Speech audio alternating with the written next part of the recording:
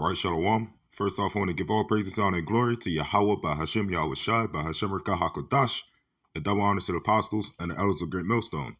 All right, first off, I want to say Shalom to the ones that push this word out in truth and in sincerity, which are the apostles and elders on down to the brothers. And Shalom to the ones that endure this faith until the very end, until the time of Jacob's troubles, which are again the apostles and elders on down to the brothers and a few sisters. Right, so Shalom. So I want to do this, quick video, pretty much based on this scripture I've been thinking about, right? The brother Hamiyan, right? GMS Legacy, he brought this out one time, and we was like, man, that's a damn good precept, right? This pretty much goes into, you sellouts, right? You got the parable of the sower, which are the ones that fell by the way that was devoured by the fowls of the air, right? The other influences, the doctrines, which also is pretty much all of them, right? That just goes into influences and doctrines, which can also be the money as well, right? Which are the thorns. And some fell upon, stony ground, right? The ones that can't take, tribulation or persecution, or they get offended. Things get hard for them. They can't take that. The thorns are the ones that choke them up. They're choked up in riches, right? This made me think exactly of the ones that choke up in riches. Why? Because, the riches don't always got to be money. It could be, technology, anything that eases, us in this hell, right? And those things that ease us are meant to, take us out of the truth, right? Those are meant to, distract us. And that's what these 2/3 out here are pretty much walking in the path of. They're all distracted.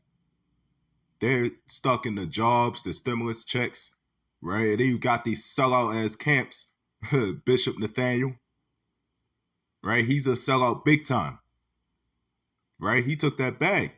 He has a net worth of 150 something million, right? He already took it. And by him taking that money, he knows the name. And that's the worst part about it. He knows the name. He called unto Yahweh by Hashem Yahweh Shai. Now he calls unto Jesus Christ bless and Jesus Christ saves, or yo play yogurt. Right? And once y'all sold out, man, y'all serving unto this man. Right? Y'all don't serve unto the Lord anymore. Right? Y'all never did from the start, because that's the path that the Lord had for you. Right? Y'all serving unto, the God of this man, which is Quos. So this is Isaiah 28 and 18. It says, and your covenant with death shall be disannulled, and your agreement with hell shall not stand. Right? So a covenant is what? An agreement. Right? So pretty much your agreement with death and your agreement with hell shall not stand. Right? It shall be disannulled. Right? Now, when you go into the word disannulled, it's pretty much, it's easy. Right? To completely cancel or make something void. Right? Pretty much, to disannul. Especially in a legal context. Right? To put an end to by formal action. Right? So that pretty much means to cancel out. And y'all pride, is going to be ceased. Right? Through the spirit and power of Yahweh by Hashem Yahweh Shai. Right? Y'all doctrines, you sellouts, you 2/3, the ones that's in this world, man, y'all have an agreement with death. And y'all made an agreement with, with hell as well. Right? Because y'all love this world. Y'all love your captivity. You love your punishment. And y'all don't even know it. Why? Because y'all too busy stuck in a deep sleep. So let's go back to this. Right? And your covenant with death shall be disannulled, which is canceled out pretty much. Right? To make an end to. And your agreement with hell shall not stand. When the overflowing scourge shall pass through, then ye shall be trodden down by it. Right? So you're going to be trodden down, right? By everything, right? By your own overflowing scourge. right? The same things that y'all worship unto, the same things y'all follow unto, is what's going to put y'all down, right? Again, in school, you got a poetic device called tragic hero, right? It's pretty much somebody that falls by their own pride, right? Or their own devices even. That's one thing they don't mention. I researched into that. It can just fall by anything that's of their own. It don't even have to be exactly pride. And that goes into Haman, right? He made the gallows,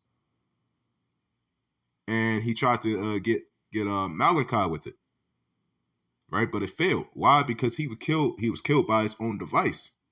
That's an example of tragic hero, right? All throughout the scriptures, man, this is the ultimate poem, right? This Bible has every single poetic device that you could think of. So it says, from the time that it go forth, it shall take you. From morning by morning shall it pass over, by day and night, and it shall be a vexation only to understand the report. Right? For the bed is shorter than that a man can stretch himself on it, and the covering narrower than that he can wrap himself in it.